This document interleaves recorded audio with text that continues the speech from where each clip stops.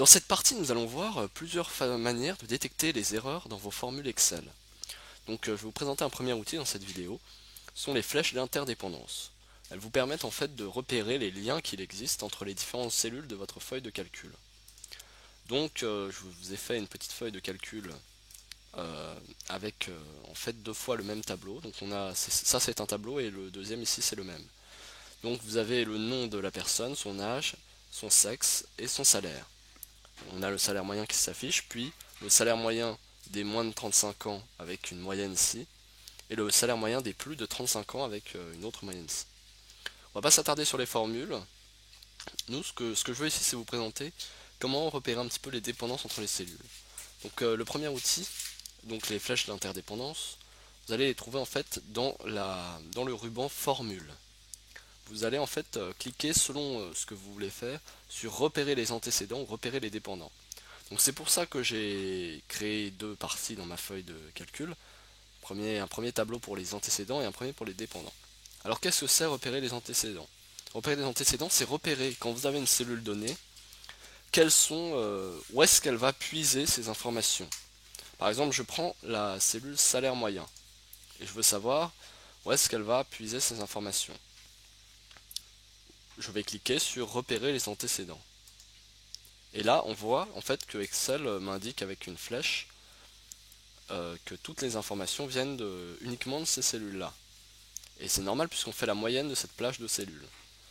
Ensuite, si je prends salaire moyen des moins de 35 ans, je vais cliquer et repérer les antécédents. Et vous voyez, donc la flèche se superpose à l'autre, mais on a la plage salaire et la plage âge, puisque c'est le salaire moyen des moins de 35 ans, donc à chaque fois la moyenne ici va chercher dans la colonne âge si la personne a plus ou moins de 35 ans.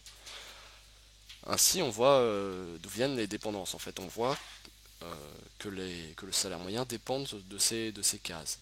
Après, vous pouvez être confronté à un message d'erreur si jamais votre cellule n'est dépendante d'aucune autre cellule. Par exemple, si je fais la même chose sur cette cellule qui est juste la lettre M, vous avez un message d'erreur, puisqu'elle ne dépend d'aucune autre cellule. Ce n'est même pas une formule en fait. Voilà. Ensuite, pour repérer les dépendants, c'est l'inverse. Quand on prend la cellule, on veut regarder où est-ce qu'elle est utilisée. Par exemple, si je prends la cellule âge, je veux regarder où est-ce qu'elle est utilisée, et je clique sur repérer les dépendants. Et on voit en fait que les l'âge de Durand est utilisé dans les deux salaires, dans les deux moyennes ci, et nulle part ailleurs en fait.